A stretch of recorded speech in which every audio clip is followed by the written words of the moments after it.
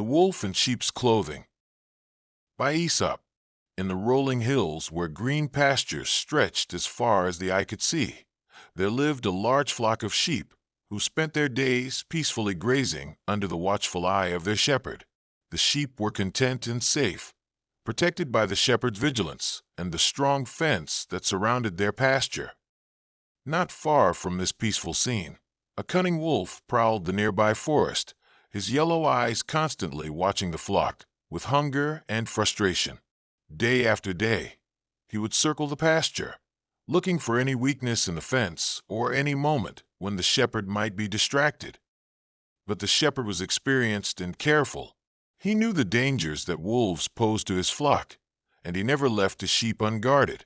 The fence was high and strong, and he carried a sturdy staff that he knew how to use. The wolf found no opportunity to reach the sheep through force or stealth. There must be a way.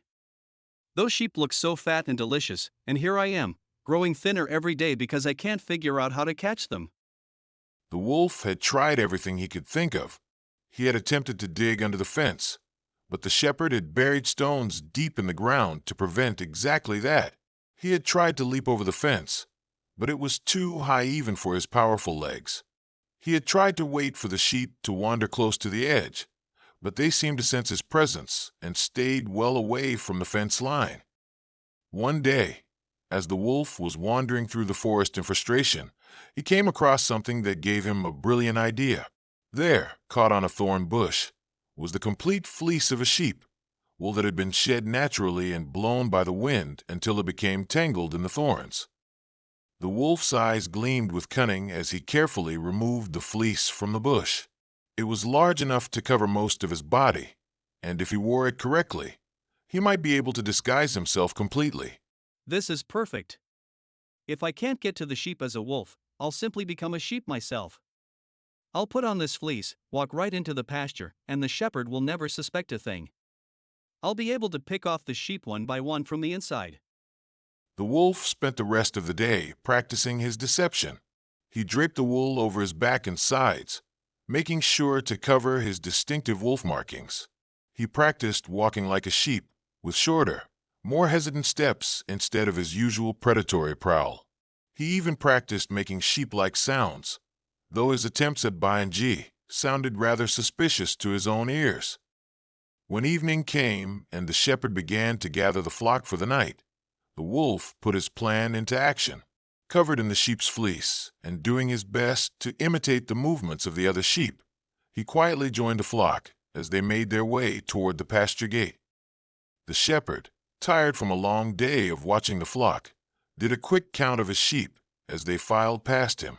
The wolf kept his head down and stayed in the middle of the group, hoping to blend in completely.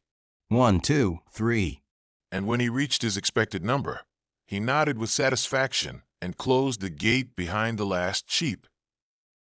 The wolf could hardly contain his excitement. His plan had worked perfectly. He was now inside the pasture with access to all the sheep he could eat.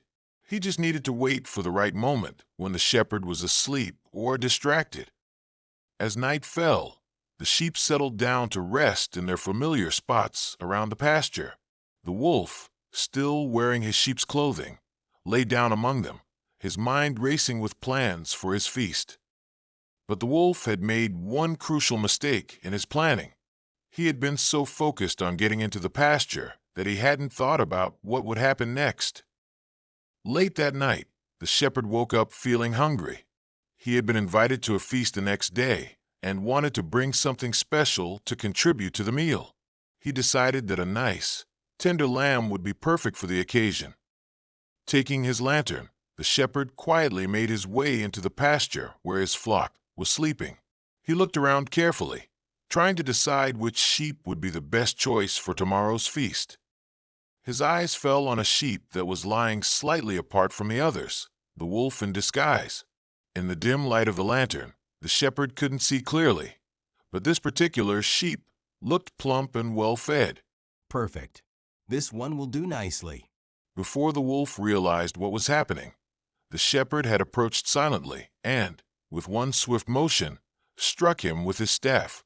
The wolf, caught completely off guard and unable to defend himself properly while tangled in the sheep's fleece, was knocked unconscious instantly. It wasn't until the next morning, when the shepherd was preparing the meat for the feast, that he discovered the truth.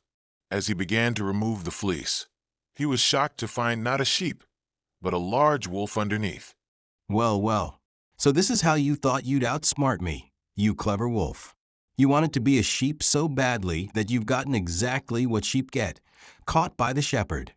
The shepherd called his neighbors to come and see the strange discovery. Word of the wolf's failed deception spread quickly throughout the countryside, and the story became a popular tale told around dinner tables and evening fires.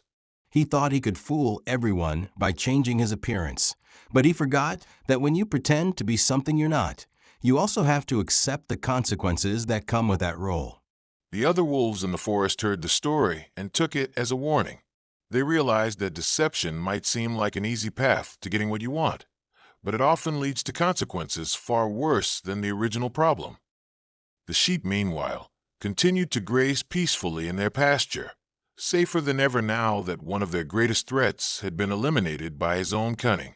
Moral: those who pretend to be something they're not will eventually face the consequences of their deception. When you take on a false identity to gain an advantage, you also take on all the risks that come with that identity. Evil intentions disguised by a false appearance will ultimately be revealed,